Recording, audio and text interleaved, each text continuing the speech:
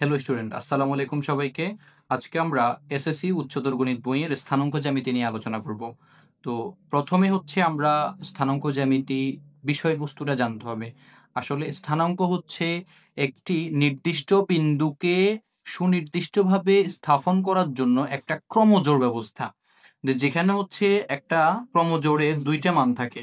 সর্বপ্রথম হচ্ছে এখানে যদি আমরা একটা বিন্দুর স্থানাঙ্ক হিসাব করতে যাই, এখানে 3,2, এখানে হচ্ছে এই দুইটা মান নিয়ে আমরা যখন গ্রাফের মধ্যে স্থাপন করব, গ্রাফটা হচ্ছে কিছুটা আমরা গ্রাফ পেপার নিয়ে যখন কাজ করব, গ্রাফটা এরকম 4 খণ্ডে ভাগ থাকে।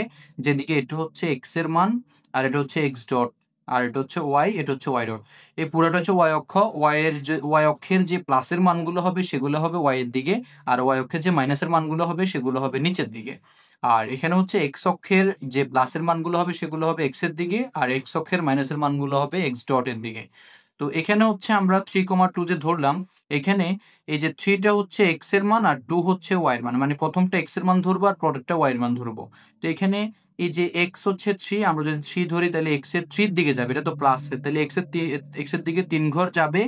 আর ওয়াই এর মান হচ্ছে কত, 2, তাহলে ওয়াই এর প্লাসের দিকে 2 ঘর যাবে। তারপরে আমরা অ্যাকচুয়াল বিন্দুটা দিব।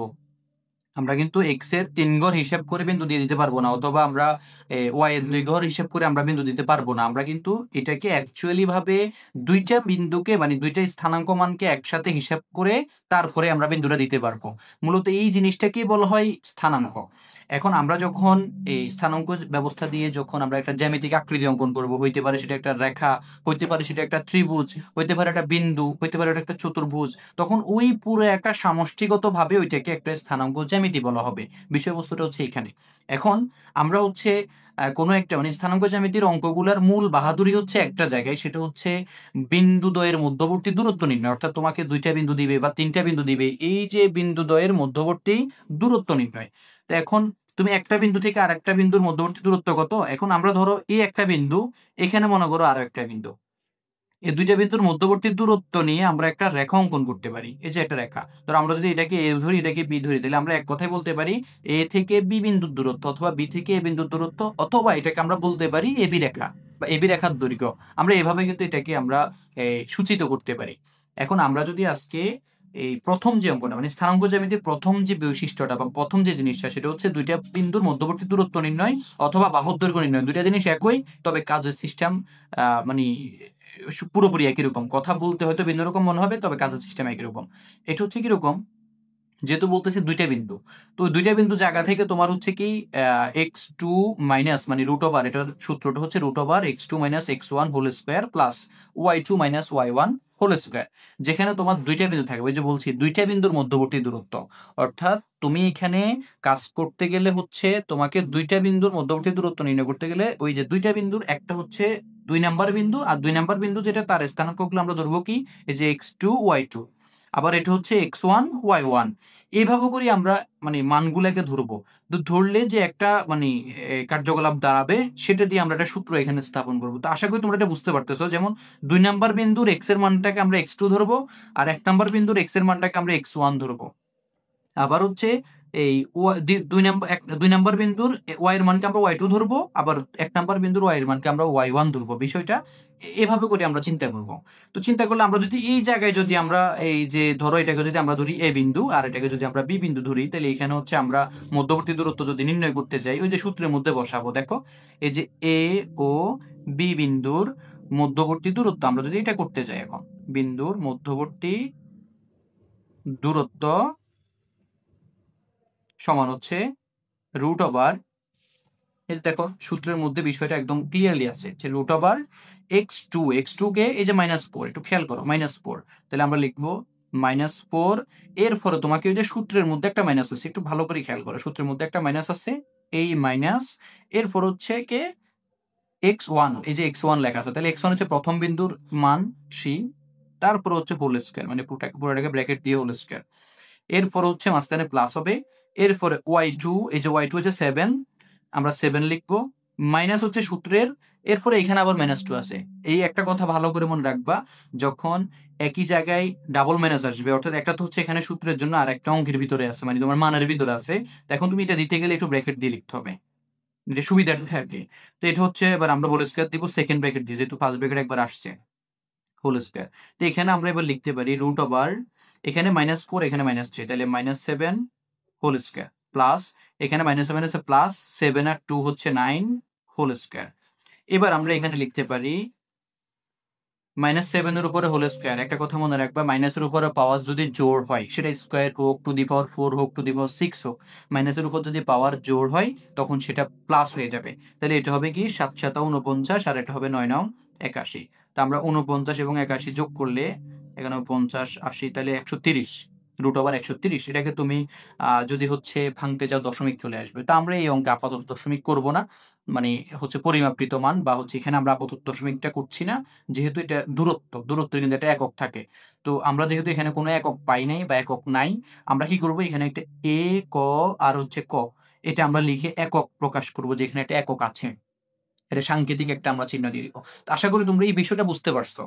এখন আমরা এর প্রেক্ষিতে হচ্ছে আমাদের এসএসসি উচ্চতর গণিত বইয়ের 11তম অধ্যায় স্থানাঙ্ক জ্যামিতির 11.1-এর 1 নাম্বার যে অঙ্কগুলো আছে সেগুলা সবগুলো হচ্ছে মধ্যবর্তী দূরত্ব, দুইটা বিন্দুর মধ্যবর্তী দূরত্ব নির্ণয়। আমরা আজকে এই ওই 1 নাম্বারের অঙ্কগুলা সবগুলা সমাধান করব। তো এখানে প্রথমে আছে হচ্ছে 1 নাম্বার প্রশ্নে বলা আছে, আমরা এই যে সূত্র এটাকে ব্যবহার করব, সব সময় এই সূত্রটাকে ব্যবহার করব। এখানে 1 নম্বরে বলা আছে কি, এই যে ক নাম্বার যেটা 2,3 ও 4,6, এটার মধ্যবর্তী দূরত্ব, মানে এই দুইটা বিন্দুর মধ্যবর্তী দূরত্ব নির্ণয়। এখানে তোমাদেরকে আমি একটা কথা বলছিলাম যে এখানে এই যে 2 নাম্বার বিন্দু আবার হচ্ছে 1 নাম্বার বিন্দু, এই যে ব্যাপারটা একটু আমাদেরকে ক্লিয়ার হতে হবে। তোমরা এই বিষয়টা যদি ভালো করে নির্ধারণ করতে যাও, তোমাদেরকে হচ্ছে কি প্রথমে ওই যে 1 নাম্বার কোন বিন্দুটা হবে আর 2 নাম্বার কোন বিন্দুটা হবে, এজন্য হচ্ছে তোমাদেরকে ওই যে গ্রাফ পেপারে, আগে গ্রাফ পেপারে এগুলোকে বসাইতে হবে। ধরো এটা একটা গ্রাফ, মনে করো এটা একটা গ্রাফ। তাহলে এই গ্রাফের মধ্যে তোমার এদিকে হচ্ছে এক্স এর প্লাসের মান, এদিকে এক্স এর মাইনাসের মান, এদিকে ওয়াই এর প্লাসের মান, এদিকে ওয়াই এর মাইনাসের মান। ঠিক আছে?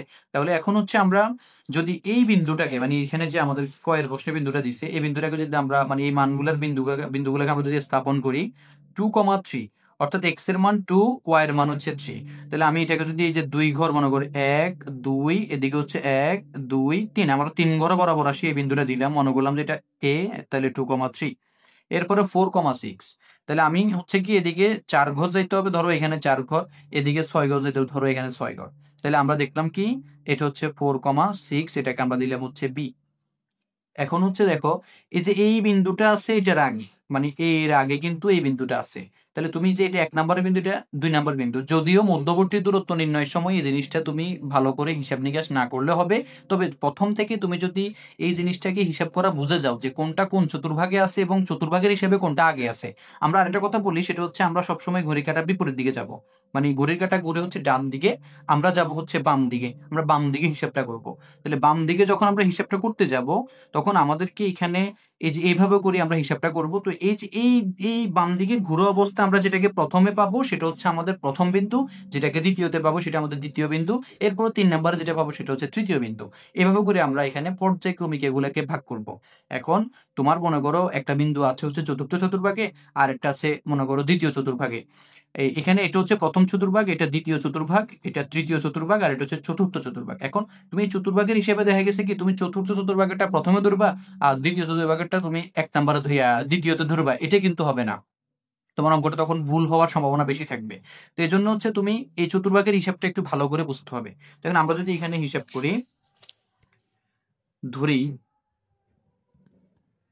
এ হচ্ছে 2,3 আর বি হচ্ছে 4,6, তাহলে আমরা এখানে বলবো সুতরাং এ ও বি বিন্দুর মধ্যবর্তী দূরত্ব, আমরা এখন এখানে বলবো এ ও বি বিন্দুর মধ্যবর্তী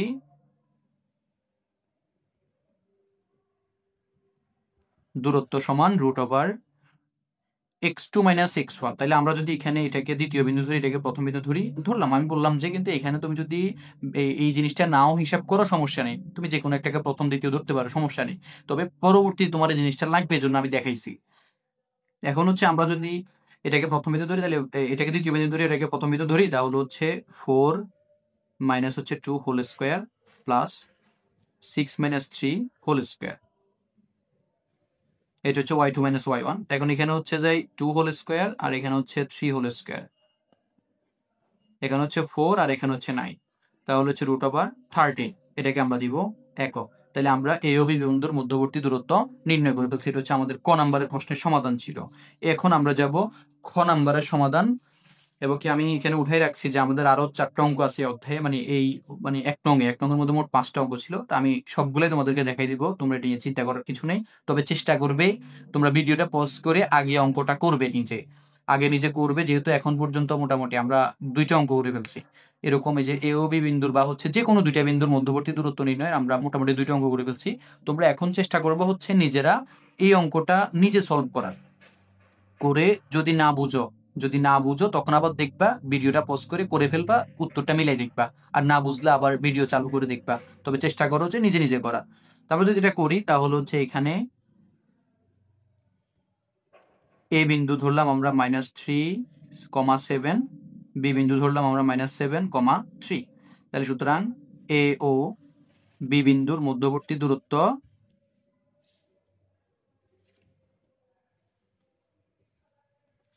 √x2 হচ্ছে কি এই যে -7, তো -7, এরপরে মাইনাস একটা থাকবে, আবার এখানে একটা মাইনাস আছে, x1 এর আগে কিন্তু মাইনাস আছে। তাহলে আমরা -3 দিয়ে ব্র্যাকেট দিয়ে whole square plus y2 - y1 হচ্ছে এখানে 3, -7 হচ্ছে y1 হোল স্কয়ার। এখানে মাইনাসে মাইনাসে প্লাস 3 হোল স্কয়ার প্লাস এখানে যদি -7 থেকে 3 যায় তাহলে হচ্ছে -4 হোল স্কয়ার। তাহলে আমরা এবার এখানে লিখতে পারি হচ্ছে -7 থেকে +3 গেলে হচ্ছে 4 হোল স্কয়ার প্লাস এখানে হবে 16, মাইনাসের উপর স্কয়ার আছে তাহলে প্লাস হয়ে যাবে, 4 4 16।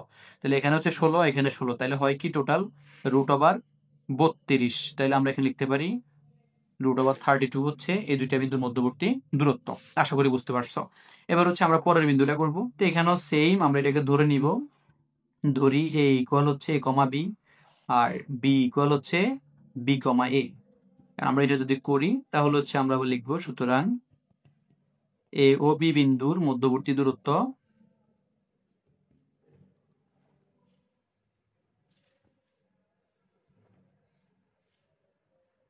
সমান এখানে হচ্ছে x2 - x1, x2 হচ্ছে b আর -x1 হচ্ছে a, তাহলে b - a হোল স্কয়ার হবে প্লাস আবার হচ্ছে y2 - y1, অর্থাৎ y2 হচ্ছে এখানে a - b হোল স্কয়ার। এখন এখানে হচ্ছে দেখো b - a হোল স্কয়ার, এটাকে a ধরলে এটাকে b ধরলে a - b হোল স্কয়ার সূত্র। তো আমরা দিলাম b square -2ab plus a square, আর এখানে আছে প্লাস, তাহলে হচ্ছে a square -2ab plus b square. তো এখানে হচ্ছে বি স্কোয়ার আর বি স্কোয়ার হচ্ছে আমরা লিখতে পারি 2b স্কোয়ার, এখানে লিখবো হচ্ছে -4ab, আর এটা হচ্ছে +2a স্কোয়ার। তো সব জায়গা থেকে আমরা একটা 2 কমন নিতে পারি, লিখতে পারি হচ্ছে a square +2ab plus B square. এখানে হচ্ছে আমরা লিখতে পারি √a + b হোল স্কোয়ার। এখানে হচ্ছে স্কোয়ার রুটে কাটা গেলে আর থাকে হচ্ছে √2a + b। তা আশা করছি যে তোমরা এই অঙ্কটা বুঝতে পারছো। এখানে এই যে a + b হোল স্কোয়ার থেকে রুটটা কাটা গেল। এরপর আমরা এখানে হচ্ছে আরো দুইটা বিন্দু আছে, আমরা লিখব ধরি a ইকুয়াল হচ্ছে 0,0, b ইকুয়াল হচ্ছে sin θ, cos θ।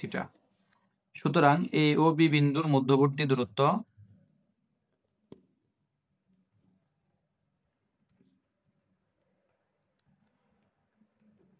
সমান, আমরা এখন লিখতে পারি এখানে x2 হচ্ছে sin θ আর x1 হচ্ছে 0, তাহলে sin θ -0 হোল স্কোয়ার প্লাস এখানে হচ্ছে cos θ y2 আর y1 হচ্ছে 0, তাহলে 0 হোল স্কোয়ার।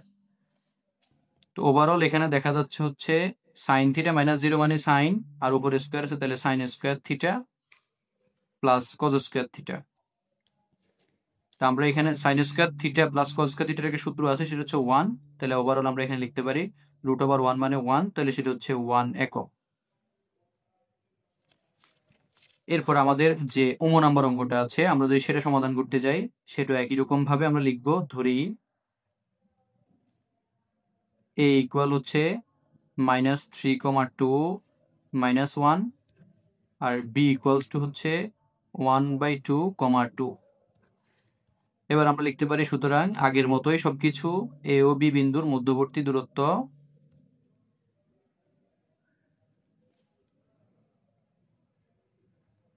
সমান √, এখানে x2টা হচ্ছে 1/2 মাইনাস, এখানে যদি আরেকটা মাইনাস আছে ব্র্যাকেট দিব, -3/2 হোল স্কোয়ার প্লাস 2 মাইনাস দিয়ে -1 হোল স্কোয়ার। আমরা এবার এখানে লিখতে পারি 1/2 মাইনাসে মাইনাসে প্লাস হবে 3/2 হোল স্কোয়ার প্লাস এখানে 2 মাইনাসে মাইনাসে +1 হোল স্কোয়ার। এখানে আমরা একটু ভগ্নাংশের যোগ বিয়োগ করবো এই অংশে, সেটা হচ্ছে 2 লসাগু, আর এখানে 1 + 3 হবে উপরে হোল স্কোয়ার প্লাস এখানে হবে 3 হোল স্কোয়ার।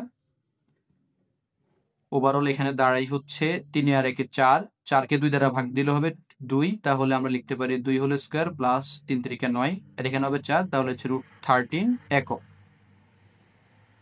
আমরা এখানে লিখতে পারি √13 একক।